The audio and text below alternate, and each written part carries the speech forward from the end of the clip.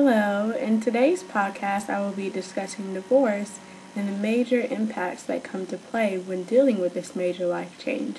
Now, many people wonder, why are couples becoming divorced? And there are several factors that come to play whenever some relationships deal with empty loves and marriages that have the components of only having a commitment and trust and closeness while lacking the sexual desires that help keep their marital satisfaction up to a high level.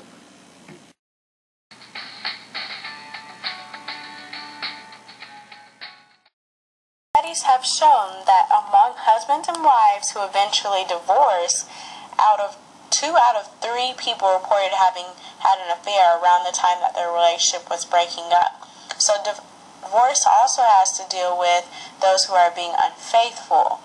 And due to this unfaithfulness and maybe just not the closeness within a relationship, it brings about the worries of having that thought of how will you support yourself financially, how will your children be affected, and also how will your parenting be affecting? Will your child be permanently damaged, or will they eventually adjust to this major change?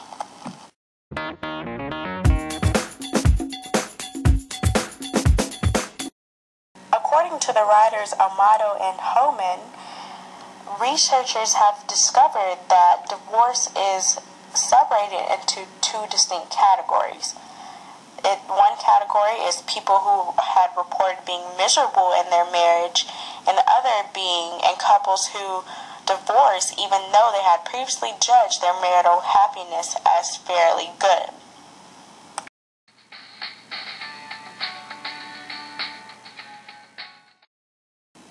Now I will discuss the impact of divorce on children and adolescents. More children going through a divorce are at risk for behavior problems, drug and alcohol use, early sexual activity, adolescent pregnancy, and poor school performance.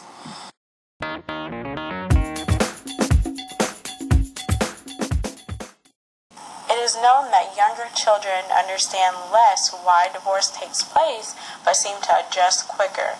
Also, temperamentally difficult children respond less well to divorces that take place within a family. Most families feel that maybe relationships should be saved just due to the children and their family, but this is wrong because the high conflict in families cause more damage than the divorce.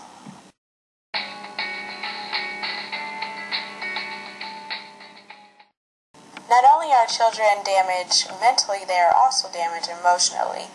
You'll always hear stories of parents battling for custody of children, and most of the time women getting that custody. So due to this, fathers just feel like they should just not even support the children and disengage from the family and just abandon the children and not even visit them or try to make their relationship stronger with their children along with their exes.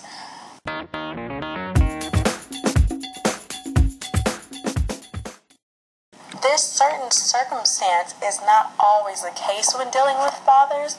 It is difficult for a father to be that great role model for their children when they are forced to only have twice a week visits that limits their time with their children.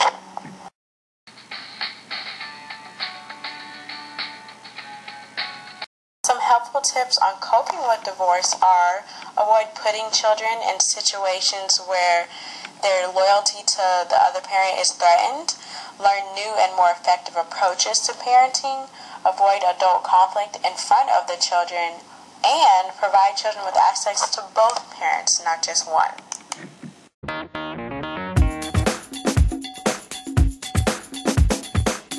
Although divorce is usually viewed as negative, it can also be used in a positive way to help produce emotional growth and enhance efficacy feelings as people learn that they can cope with making it on their own.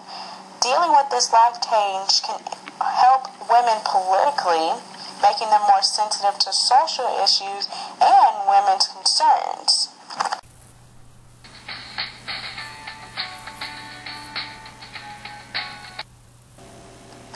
I have discussed with you divorce and the struggles that result from divorce, but also I have told you how divorce can be viewed in a positive aspect versus the negative.